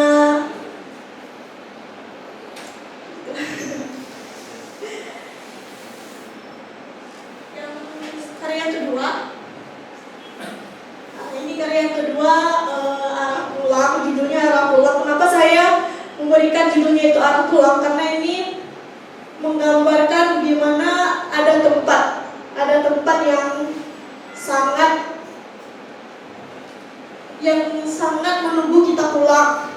Sepertinya ini burung-burung. Saat aku motonya di atas motor waktu itu lagi hunting sama teman di simpang sekretariat. Burung ini berkumpul mengumpamakan adanya tempat untuk pulang. Dan aku itu merantau, jadi ibaratnya burung-burung ini sebagai manusia lah, teman-teman yang rindu dengan kampung halamannya. Itu aja sih.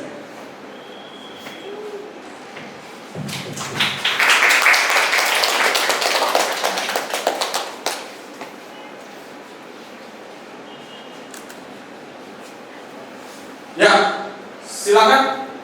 Saya buka sesi diskusi langsung. Silakan Pak Iqbal. Halo, terima kasih atas karyanya. Saya cukup penasaran sama karya yang kita kutip. Judulnya kan Arah Pulang gitu. Nah, maksud saya kan bisa digeser nggak Bang ke yang penjelasan karyanya? Tadi kan ada Arah Pulang. Arah Pulang. Ya, deskripsi. Nah ini kan sebenarnya kan kayak menurut saya kan gagasan terbesar pada karya seni itu kan berangkat dari teksnya itu nih, maksudnya kamu baru menerjemahkannya ke sesuatu. Nah aku penasaran aja sih dari prosesnya, apakah teks dulu atau gambar dulu gitu. Nah itu yang pertama. Nah yang kedua itu kan ada beberapa gambar buruk-buruk gitu, tapi kok itu gimana proses potretnya bisa dijelaskan secara spesifik nggak? Karena kan kayak kok rasanya kayak vektor gitu, kayak diduplikat beberapa gitu, tapi bisa dijelasin nggak proses teknisnya seperti apa gitu, sama kayak bisa dispesifikin lagi nggak tentang gagasan Arah Pulang itu sendiri, karena kan maksudnya kalau berkaitan dengan yang kembali ke personalitas tadi kan kamu bicara tentang bagaimana kamu merantau, bagaimana kamu mencari arah pulang gitu, tetapi kan menurutku itu kan tidak dipresentasikan oleh visual gitu. Nah tetapi apa sih arah pulang, makna arah pulang sendiri itu apa gitu? Kalau lebih dispesifikin lagi gitu, karena kalau misalnya merujuk pada story yang kamu ceritakan bicara tentang kamu sendiri gitu, tetapi teks ini apa kaitannya dengan arah pulang? Lalu gitu. Terima kasih.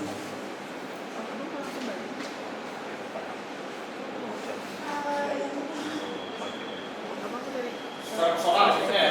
Iya, jadi secara personal tadi. Aku jawab yang apa itu dulu ya. Proses pemotretannya Prosesnya itu aku ambil di atas motor sama teman kemarin. Itu di atas tower itu ada burung-burung berkumpul gitu di sejak sore hari. Terus gambar aslinya ini gelap, tetapi aku edit di Photoshop. Aku terangin dikit, aku potong. Jadi warnanya ini kurang menarik warna aslinya. Jadi aku hitam-hitin. Itu biar lebih lebih bagus.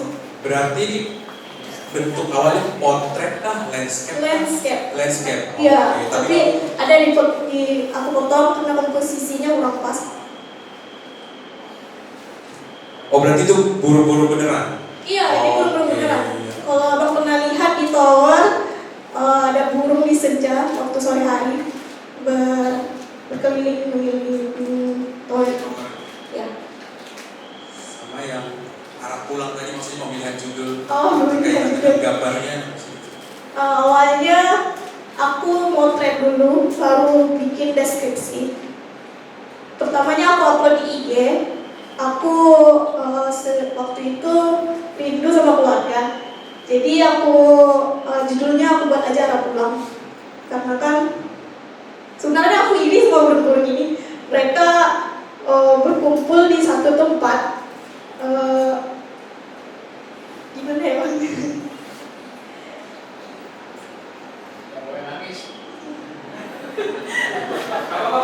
Jadi judulnya itu emang arah pulang, tapi deskripsinya itu aku bikin setelah aku submit Go Lokal.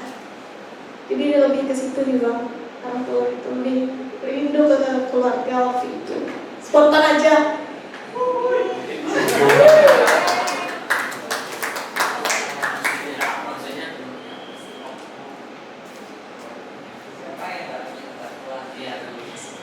Maksudnya kan kita kayak burung ini kan dia pergi berlayar kemana, terbang kemana, ujung-ujungnya dia pasti akan merindukan gitu ya. Iya sih.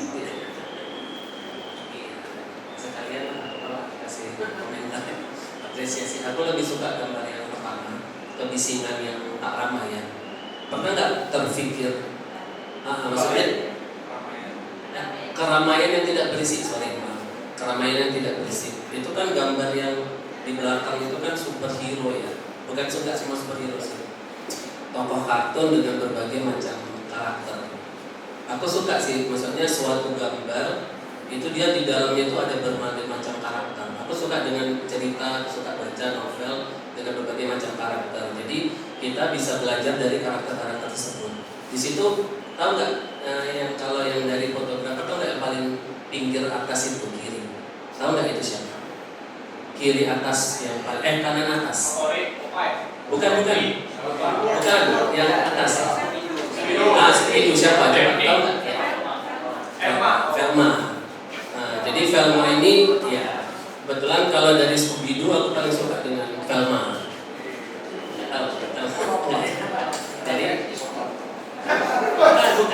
Jadi Velma ini ya jadi maksudnya kalau jadi kan Scooby-Doo itu kan ada aku lupa namanya, ada pokoknya dan paling aktif cuma si Velma. Jadi Velma ini memang orangnya itu sangat analitis ya, analitis, teliti. Jadi aku suka dengan gambar yang belakangnya. Maksudnya kenapa ada pakai gambar ini? Jadi mungkin yang depan itu dia kan tertutup ya, pakai sarung, terus tertutup. Apakah dia tidak mau identitasnya diketahui? Mungkin aku persepsinya seperti itu. Maksudnya kenapa dia difoto tapi tidak ingin diketahui orang, kan dia menutup wajahnya dan pakai sarung. Sebenarnya kan tidak biasa ini kan, kayak seperti maaf ya kalau ini kan kayak seperti maling ya. Makanya dia bukan hal yang wajar gitu. Kalau kita memang mau pakai cadar itu kan harusnya pakai jilbab sama cadar gitu. Ini kan dia pakai sarung kan ya, seperti apa dia ingin menutup jati dirinya gitu. Dia menutup identitasnya gitu. Makanya di belakang itu kan superhero. Mungkin dia memiliki apa ya istilahnya itu dia mungkin ingin kayak apa?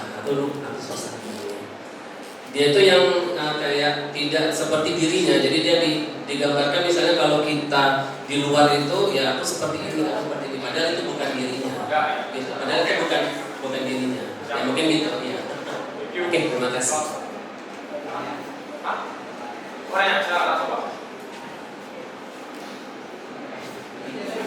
Oke, jangan nangis ya.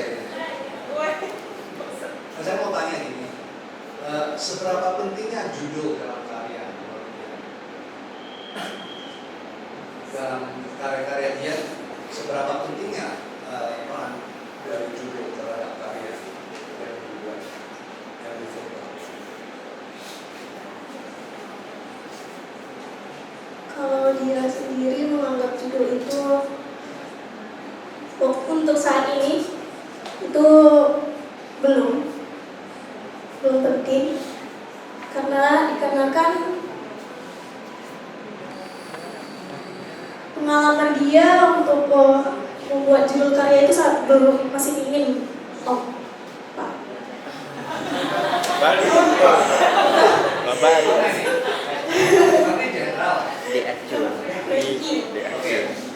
Masih dia baru pertama kali bikin judul perdana itu di sini karena dia biasanya lah hanya mendokumentasikan tunjukan seni atau program-program yang lain. Jadi sempat dia kebingungan membuat judul untuk karya karena kan dia memoto dulu baru mendeskripsikan karya tersebut. Nah itu tadi pertanyaan saya, seberapa pentingnya sehingga merasa harus memberikan judul kepada karya. Kan tadi dia bilang tidak begitu penting, tapi dikasih judul. Kalau tidak penting berarti tidak perlu judul. Tapi kan diberi judul. Ya, kalau untuk koleksi pribadi, Bahan aja dulu. Kenapa diberi judul? Dan kenapa merasa ini harus dikasih judul pada karyanya? dikarenakan untuk dipresentasikan. Kalau tidak dipresentasikan, nggak dikasih judul. Mungkin belum dikasih judul. Karena itu masih koleksi pribadi. Enggak, kalau sudah ditampilkan di luar, dikasih judul. Iya. Pertanyaan teknis Pak. Teknis. Nggak masuk ya. Nggak masuk. Kan dari proses berkarya ketika kita sebagai seniman apapun, ya narasi itu muncul sebelum karya, narasi itu juga bisa muncul setelah karya. Oke? Setuju ya kita di sana ini? Pak Indro setuju Pak? Kamu lagi. Nah, jadi narasi itu kan muncul. Jadi ketika dia memotret sesuatu, kemudian membentuk cerita, ya akan terjadi seperti ngarang-ngarang. Ketika narasi itu muncul setelahnya di dalam dan memberikan judul itu, saya bisa melihat itu pergi, dia melihatnya pulang. Jadi persepsi kita menjadi, nah pentingnya sebuah judul itu buat saya, ini buat saya pribadi loh, bisa menjebak, bisa membatasi interpretasi audiens, tapi juga bisa membuat ruang interpretasi yang lebih luas. Ketika dia memberikan judul, dia mencoba memberikan ruang yang sempit buat kita untuk masuk ke dalam karya. Tapi di satu sisi, ketika judul itu juga sebagai pintu untuk masuk ke dalam pembacaan karya. Makanya saya tanya, seberapa pentingnya karya, judul dalam karya. Nah, yang terjadi dia merasa tidak perlu judul, tapi karena urusan presentasi dikasih judul. Yang saya masukkan dari saya ya, ketika kita memotret, potret itu sebagai pengganti dari mata ya. Artinya teknik foto pun saya nggak mau komentari, nggak bisa ringkas ya. Panjang ya ini. Oke, maksudnya ya kedepannya coba di tahu Daido Moriyama snapshot, dia menggunakan snapshot. Pak. Jadi saya tidak tahu yang di sana itu disusun sama dia. Oh kamu foto sini, saya foto ini gitu. Dikasih kasih arahan, tapi yang di sana snapshot. Kalau tidak salah, tadi kan pas jalan nampak di foto itu snapshot itu tidak ada unsur performance di sana, ada unsur yang disusun. Ya ke depan artinya ketika membuat itu. Thank you. Terima kasih, Pak. Oke, gimana Pak? Oke, cukup. Tepuk tangan untuk Pak ya.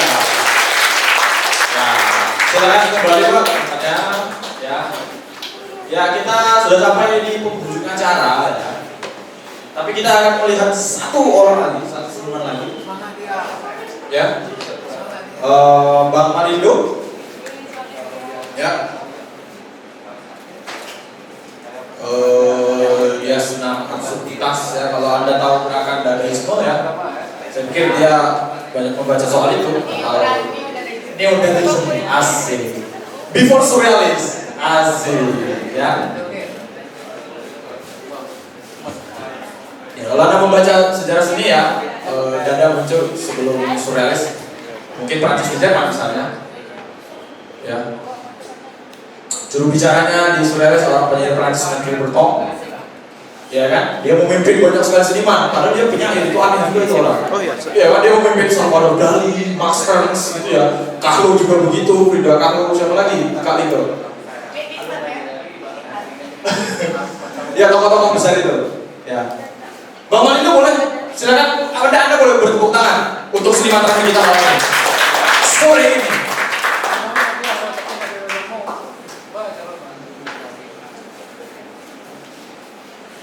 Selamat sore semuanya. Perkenalkan, nama saya Marindo Subombol.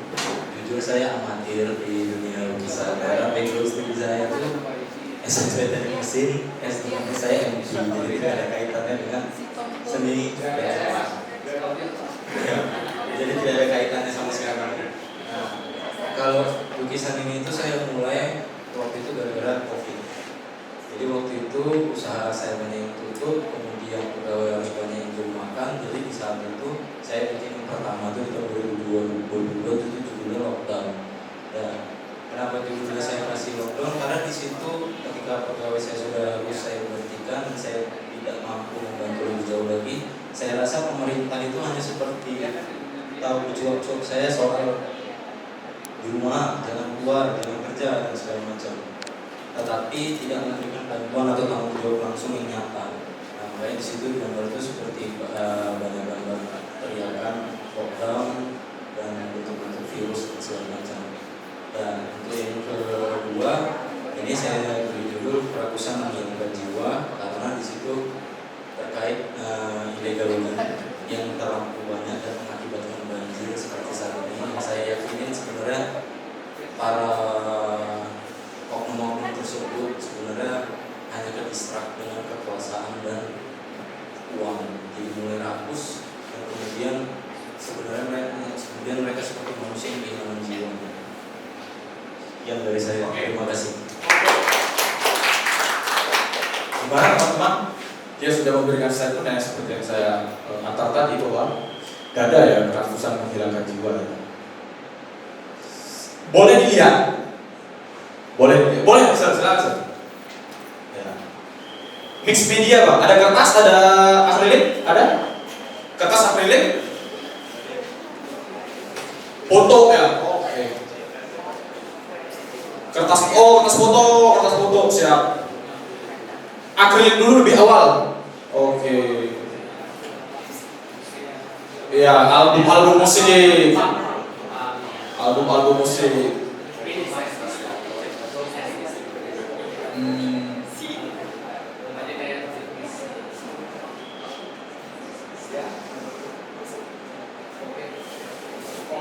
Ya, teknik kolase juga dimainin ya, benar ya. Silakan, Pak Franky.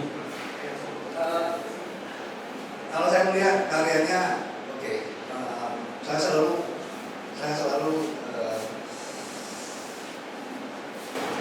ragu atau punya,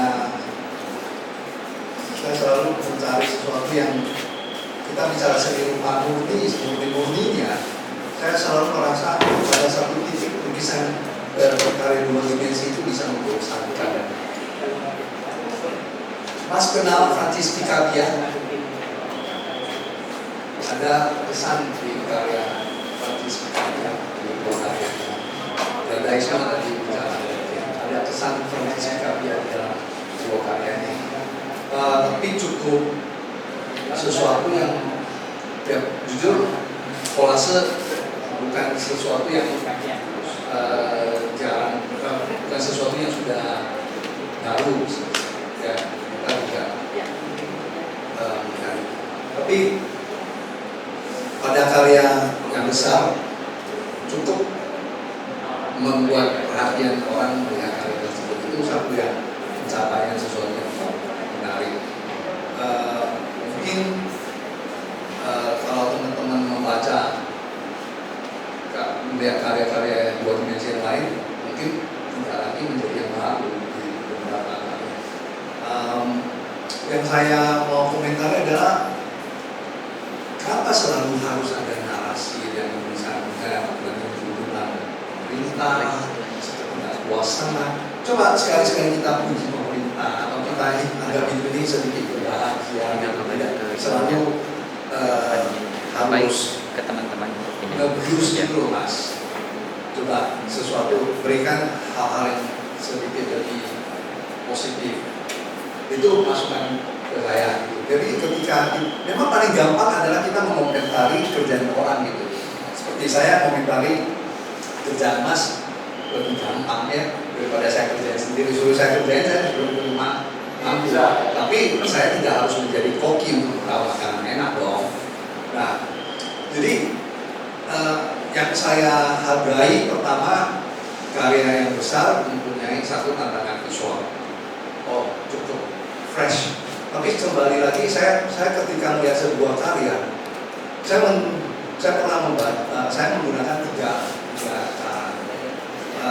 Saya memberikan waktu buat saya berbagi tiga cara. Pertama, apa yang saya rasakan ketika melihat sebuah karya? Saya nggak peduli banget dengan cerita yang Mas yang membuat sebenarnya. Kalau Mas mampu membuat narasinya, lebih baik menjadi penulis seperti kita daripada menjadi karya. Nah, kemudian saya akan menutup, saya akan keluar ruangan balik lagi. Itu cara saya dulu. Cara pertama saya mengoleksi karya. Saya melihat karya, oh karya ini juga menarik nih. Tapi saya tidak mau look at first sight. Karena cinta pada pandangan pertama pada karya seni rupa itu banyak membuat saya habis duit. Saya harus keluar dari ruangan, masuk lagi. Jadi emosi yang saya rasakan itu sudah lebih stabil. Dan baru ketika ini ngobrol lagi dengan seniman, baru hanya saya merasa karya ini bagus atau tidak. Nah, pada kesan pertama ketika melihat karya ini, jujur cukup bagus, berbahaya, ada satu tantangan visualnya. Tapi saya kembali lagi bertanya, ketika dari mata ke hati, saya mulai berpikir lagi. Saya bukan berpikir tentang ini ceritanya tentang apa. Saya berpikir bagaimana saya bisa, berapa lama saya bisa menikmati karya ini gitu. Size matter ya, artinya ukuran karya itu cukup tinggi. Nah, terus ketika kembali lagi saya selalu terjebak dengan, saya tidak mau seniman terjebak oleh judul yang dibuatnya dan narasi yang dibuatnya. Saya juga tidak mau membatasi diri saya dengan cerita dari Mas itu. Jadi ada satu kebebasan berkarya, tetapi yang saya inginkan, saya malah masih melihat menyusun, mencari simbol-simbol. Mungkin Mas perbanyak narasinya, bisa melihat karya seniman Jerman yang namanya Jonathan Messi. Terus bisa melihat Francis Scalia lebih lama, Jonathan Messi lebih lama. Thank you for it. Boleh silakan direspon soal. Bagi saya terima dengan masukannya itu aja. Ada yang lain? Satu lagi boleh. Ada? Orang ini? Orang? Kami bisa lihat karya yang lain di mana? Di Instagram? Di website? Instagram?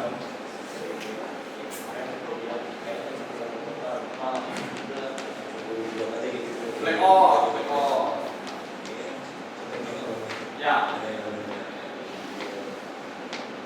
Respons. sosial ya, mungkin ya, survei. Oh ya.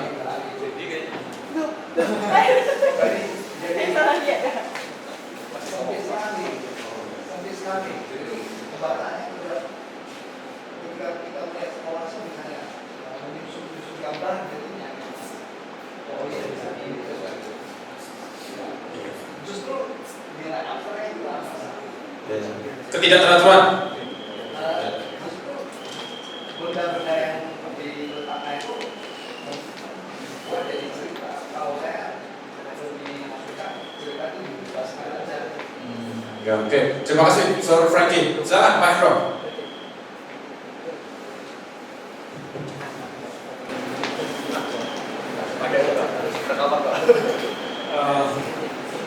Reformasi ini asik sih mas. Biasanya kita lihat reformasi itu ukurannya nggak segede ini ya, maksudnya kecil-kecil. Karena dia menghormati proporsi dari objek-objek yang di kelas. Misalnya temanan koran nggak perlu digedein, gitu kan ya sudah koran segitu lalu dipotong sebagian dan kita asik untuk karya ini. Terus yang kedua, saya kira karya ini menarik karena mempertimbangkan ukuran. Jadi tadi beberapa kali kita lihat presentasi yang saya selalu berpikir ini kalau ukuran foto misalnya tempat karya digedein itu ada sesuatu yang beda ya. Jadi misalnya karya ya kalau dari bapak tuh oh iya saya kalau ukurannya besar dia akan berbicara lain katakanlah. Nah saya senang sih karena ketika saya pertama tadi masuk ke ruangan ini saya menikmati kolase itu bukan sesuatu yang terutama ukuran gitu ya. Boleh juga ini karena kita seakan melihat sesuatu yang tidak sekedar kolase karena realitas itu besar kan seperti itu. Terus yang kedua, saya ingin mengapresiasi ruang gitu ya. Karena kolase itu kita melihat tidak ada ruang kedalaman. Sadar atau tidak sadar dua karya ini menampilkan itu. Jadi ruang itu dan ini kebiasaan seniman kita kan biasanya dia bersandar pada narasi ya. Cerita dan ruang itu memberikan cerita. Jadi saya ingin mengapresiasi dua hal pada kalian. Respon, Bang Marindo. Ya, silakan. Poin singkat aja, makasih banyak. Oke. Ada lagi yang Bang Marindo ingin sampaikan? Terima kasih untuk pelaku kolektif dan dua lokal itu aja. Semoga berkembang makin berkembang dan makin keren. Oke, boleh Bang kembali ke tempatnya. Kita telah sampai di penghujung acara. Saya tidak lupa berulang kali mengucap kepada teman-teman yang sudah mendaftar SPP, datang yang jauh-jauh dari Padang, dari Langsa tadi, dari segala macam gitu ya. Semangat nasionalisme Sumatera saya pikir sudah dimulai 1920 ya. Anda tahu bahwasannya dua kota yang buta hurufnya rendah. Coba tebak di mana? Medan dan Padang. Di semua provinsi itu nggak bisa baca. Itu penelitian Pak Hilman Farid di Perang Suara. Anda bayangkan orang Medan sama orang Padang ternyata bisa baca dan lebih intelektual. Kalau boleh saya mengatakan hal itu sekarang. Jadi teman-teman yang dari Sumatera, teman-teman yang masuk ke dalam Go Lokal, mengirimkan ke Open Goal Go Lokal itu adalah satu kebungahan sendiri ya, satu kebahagiaan sendiri dari Go Lokal ya. Bahwasanya ternyata kita mempunyai sesuatu dalam tanda petik begitu. Dan hari ini teman-teman membuktikan itu. Saya pikir karena saya menjadi fasilitator di Kumpul 3, banyak sekali variasi gagasan, ya, variasi medium gitu ya, variasi cara. Tadi kalau di film storytelling dan lain-lain gitu ya. Saya pikir sesuatu yang sangat menarik sekali. Saya ingin mengingatkan kepada teman-teman sekalian, besok ada dua acara yang bisa Anda ikuti. Pertama di RUMSI, yang kedua di IMIN Kalingga. Di RUMSI Anda bisa berbagi ya, ngobrol dan lain-lain ya. Pak Franky Pandana ya, pemilik RUMSI. Saya mau ngejokes, kenapa namanya RUMSI? Ada yang tahu nggak? Nggak tahu. Karena lukisan kan harus diisi. Gak lucu. Oke. Ya. Program ini sudah dilakukan di pukul 3 ya, kalau tidak salah ya, Sir Frankie ya, yang makan bareng itu ya, yang sarapan ya kita kemarin ya. Anda bisa mendaftar ke Jernih nanti ya, ada masih ada slotnya ya. Kalau di siang hari ada artis talk bersama Pak Hendro, benar? Pak Hendro dan Sliman, ya benar kan? Ya di siang harinya, Anda bisa melihat info lebih lanjut ke Instagram bisa, ke Jernih bisa, ke KJD bisa, ke teman-teman panitia bisa. Saya pikir Anda harus mengikuti rangkaian acara ini karena kalau tidak ya kita akan bertemu di pukul 5. Begitu, ya? Ya boleh tepuk tangan, biasa aku. Saya Witan Sadewo, maaf kata kalau mulut saya kebablasan. Ya, semoga Anda senang dengan hari ini. Semoga kita terus berkarya. Saya pikir proses tadi banyak sekali yang mau kita proses. Saya pikir proses itu penting dan bagaimana kita menguji coba karya itu sendiri di kumpul ini. Selamat malam dan terima kasih. Kita foto bareng dulu. Sampai jumpa.